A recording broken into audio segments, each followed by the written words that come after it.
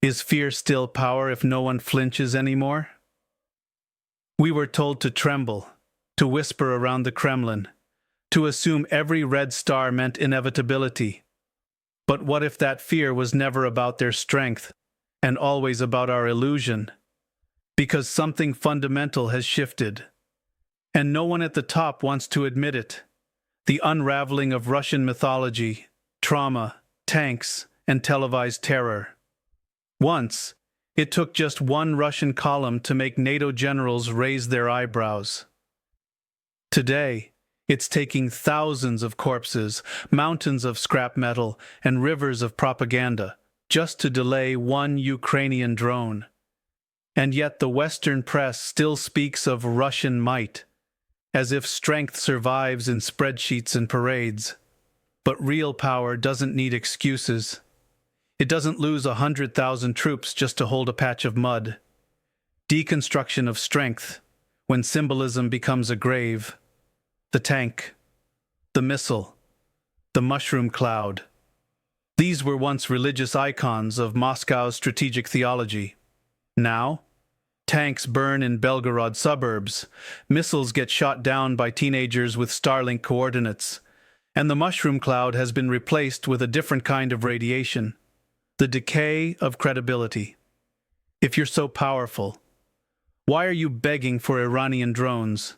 Internal collapse disguised as external bravado. Here's the uncomfortable truth. The West didn't defeat Russian power. It waited for it to defeat itself. What we mistook for resilience was simply ritual. Soviet-style uniforms on skeleton institutions. The Kremlin doesn't command strength. It performs it.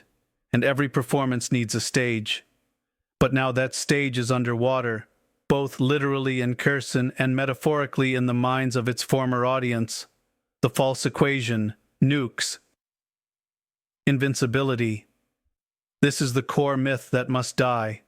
That nuclear capability equals unbreakable dominance. It's lazy, it's outdated, it's dangerous. North Korea has nukes, Iran may soon, Pakistan does too. Yet no one calls them superpowers.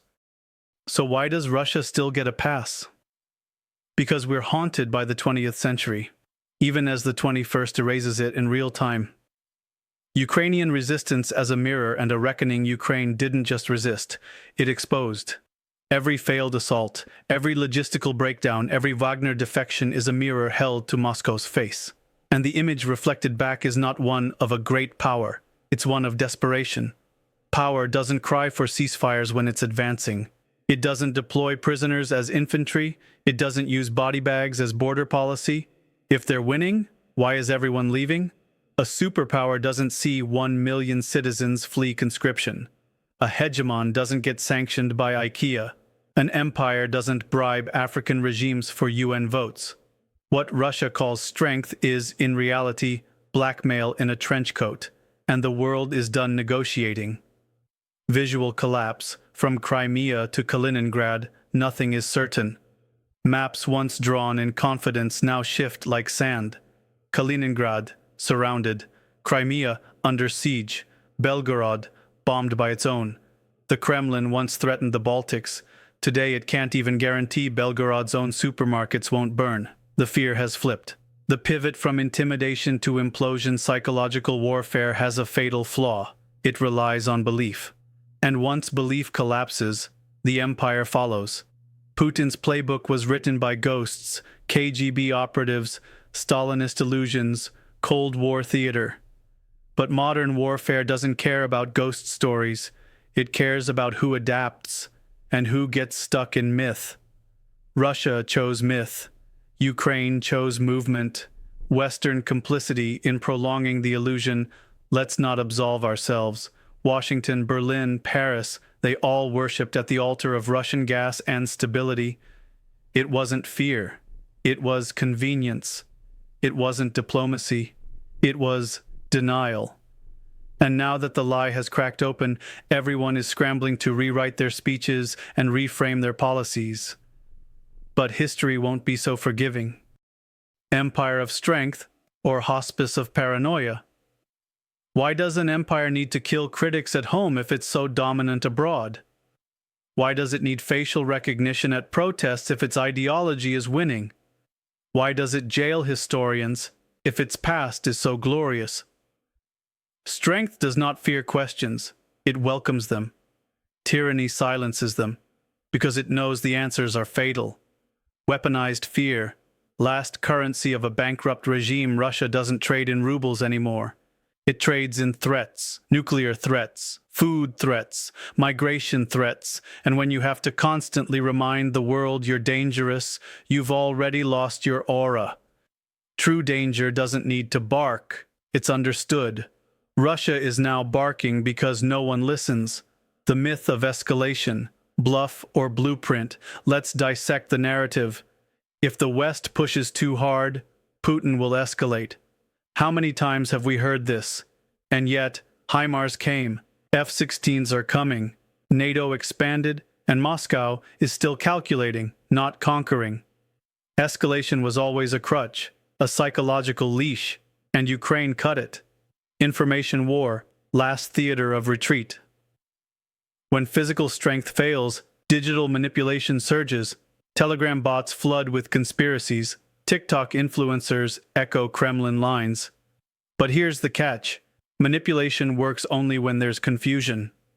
Ukraine brings clarity, and clarity kills the fog of war. Putin's strength, or his fear of weakness? This isn't a strong man leading a superpower. It's a frightened man trying to outlive his own legacy. Everything is about survival. His, not Russia's, not the people's, just his. That's not leadership, that's hostage politics. A new axis, Beijing, Tehran, Pyongyang, partners or liabilities. China watches, unwilling to bet. Iran offers drones, not armies. North Korea lends chaos, not credibility. And yet these are the only friends left, because no true ally trusts a man who must lie to his own generals.